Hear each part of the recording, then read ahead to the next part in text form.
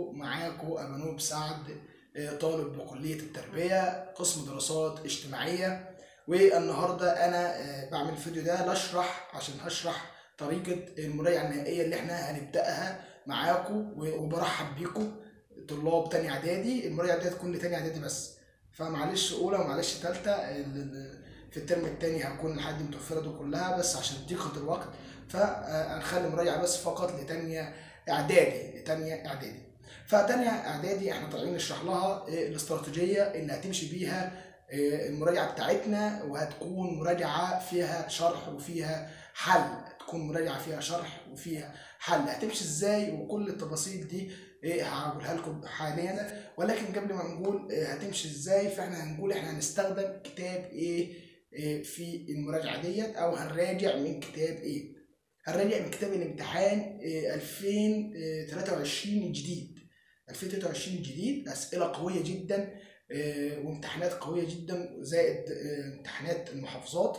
احنا عارفين ان كتاب الامتحان فعلا لا يخرج عنه اي امتحان، فاحنا هنجمع منه افضل الاسئله وافضل الامتحانات اللي فيه، وهنحلها مع بعضينا بلس او زائد اللي احنا هنشرح المنهج بتاعنا تاني، سواء كان جغرافيا او كان تاريخ. ده شكل الكتاب اللي احنا هنشرح منه. طبعا احنا عارفين ان في الجغرافيا في 5 دروس او وحدتين، وفي التاريخ في وحدتين كذلك. فاحنا هنشرح او ملخص او النقاط المهمة اللي في الجغرافيا وفي التاريخ عن طريق جزئين في الجغرافيا وجزئين في التاريخ. هيكون فيهم الجغرافيا كلهم وهيكون فيهم التاريخ كلهم، يعني 4 فيديوهات بتلخص المنهج ككل بطريقة مبسطة ومتسلسلة ورا بعضها. ماشي. وبعدين بقى بعد كده هنحل على كل درس وحده منفردا، كل درس نحل عليه منفردا. مثلا الدرس الاول جغرافيا حلينا عليه. الدرس الثاني جغرافيا هيكون في تمارين على الدرس الاول والدرس الثاني، يعني تراكمي هكذا لغايه ثالث درس مثلا. بعد كده نخش على الوحده نحل عليها امتحان كامل بعد كده، او اسئله كتيره على الوحده كلها. بعدها الوحده الثانيه درس اول درس ثاني متراكم على الدرس الاول، وحل على الوحده الكامله. كده خلصت الجغرافيا وكذلك التاريخ.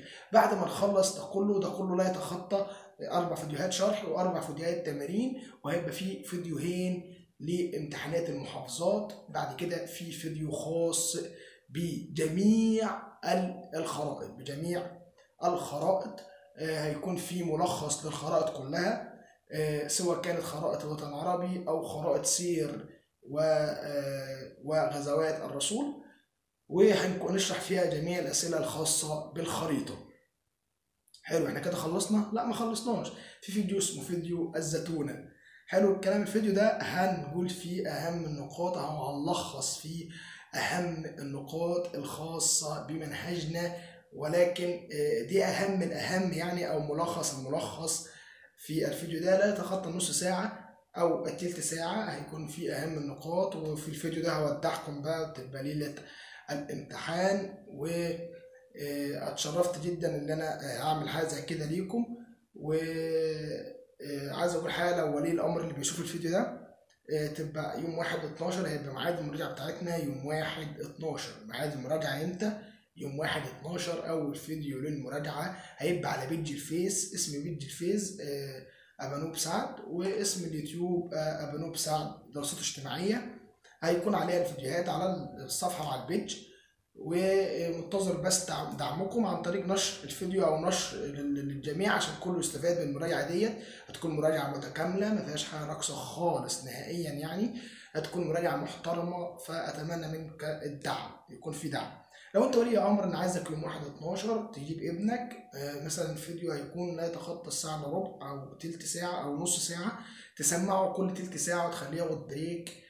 لازم تخليه في اليوم يعمل كده. في خلال احنا هناخد الشهر اللي هو من شهر 12 لغايه شهر 1 يكون خلصنا منهجهم كامل بحل بشرح بتمارين. وبعد كده ليله الامتحان يكون فيديو الزتونه تسمعوه له، وبكده يكون هو داخل الامتحان متطمن، او يعني عنده ادراك اللي هو يجيب درجه حلوه. وربنا يوفقكم جميعا يعني.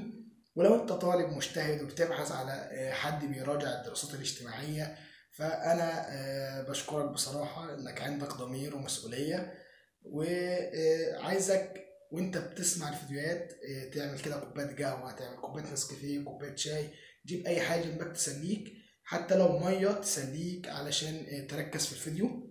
وبالتوفيق ليك ولزملائك ولزملاتك.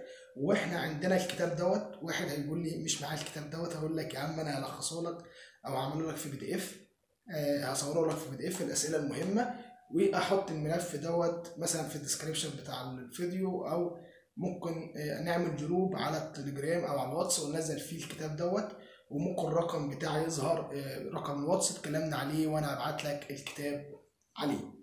ولو حد عايز يجي ياخد فيس تو فيس عادي مش مشكلة، احنا لازم تكون في محافظة المنيا، وكمان في مركز صمالوط، وبالذات في قرية حسن باشا.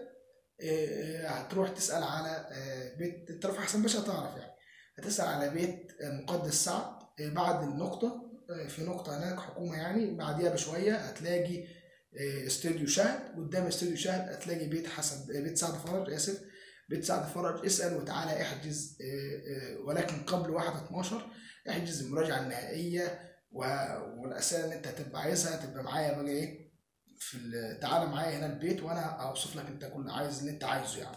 والاسعار بتبقى مناسبه جدا ورخيصه جدا ومناسبه للجميع يعني، ما تخافش كله، الاسعار مناسبه جدا، انت دي وتشوف اسعار خياليه يعني، غير اللي بره خالص يعني ولا حتى النص.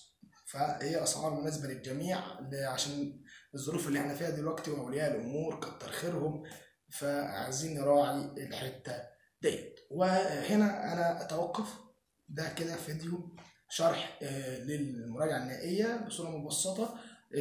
اسم صفحه اليوتيوب زي ما قلت استاذ منوب سعد، على دراسات اجتماعيه على اليوتيوب، وعلى الفيسبوك البيج بتاعتنا اسمها ابانوب سعد. منتظر منكم الدعم، ويا ريت نشير الفيديو في كل حته في الجروبات الخاصه بتاني اعدادي دراسات اجتماعيه. شكرا ليكم، انتظركم 1/12. سلام.